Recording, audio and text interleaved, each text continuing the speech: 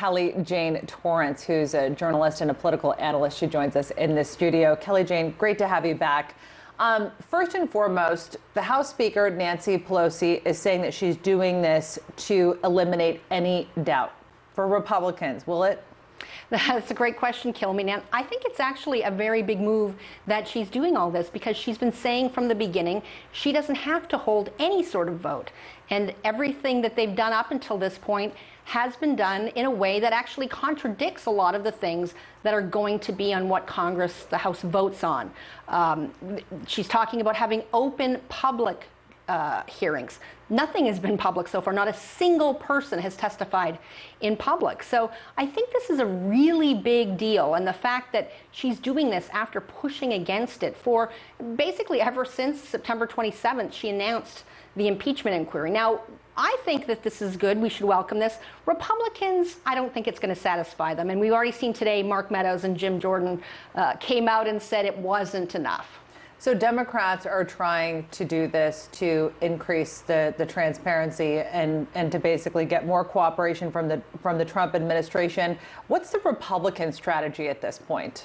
Yeah, and that's the thing, is that the Trump administration has had an argument. Not everybody agrees with it, but the fact that every impeachment inquiry we've had in the past in American history has started with a vote to have that inquiry.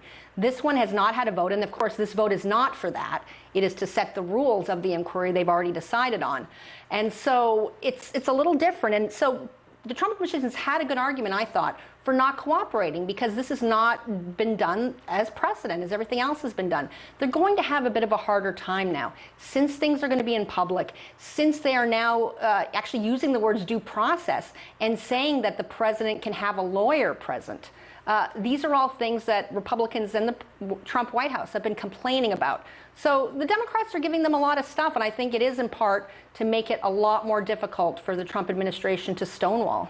So today we had a former national security advisor defying a House subpoena to testify. Do you think that this is going to get more cooperation out of the administration at this point? Yeah, that, by the way, is fascinating. Charles Kupperman, who of course was John Bolton's deputy, he went to the courts because he said the White House is telling me not to testify. Congress gave me a subpoena to testify. Who do I listen to? And, these arguments about, executive privilege, usually people who are very close advisors to the president are not supposed to be testifying publicly about what they've been doing. So I think that the Trump administration is going to have to give a little bit. They're no longer going to be able, let's face it, everyone who's testified so far has actually done so after the White House told them not to. Their argument has been, well, Congress has subpoenaed me, so I'm going to do so. Charles Kupperman's actually the first person to say, well, wait, I don't know who to listen to. So I think the Trump administration is going to have difficulty after this, but they're not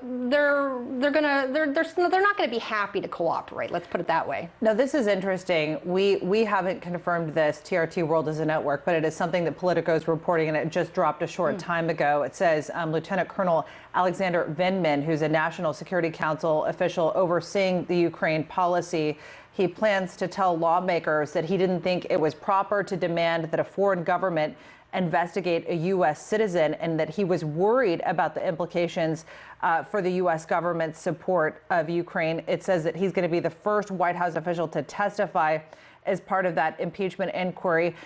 How do you see all of this coming together for House Democrats? I have mixed feelings, Kilmeny. You described that. It sounds very damning, and I'm sure House Democrats are very excited about such testimony. But at the same time, is this something we didn't know? We've seen the whistleblower complaint. It was almost entirely declassified, except for the supporting information.